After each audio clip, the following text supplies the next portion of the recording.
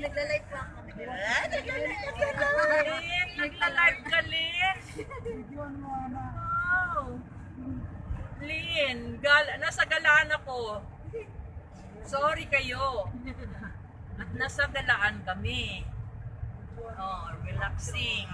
Oh, ayun na yung ano. Relaxing. Saan?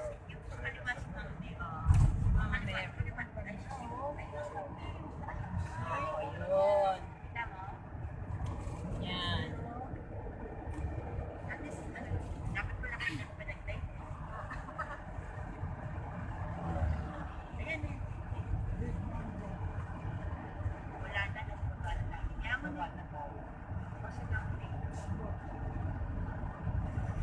May tricycle naman dyan din, paakyat eh.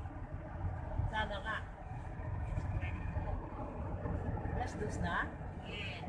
I'm sorry. Ganyan lang talaga, naninibago lang tayo sa biyahe.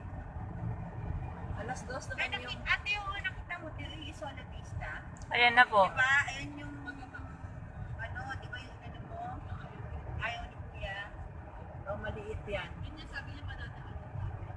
Yan dyan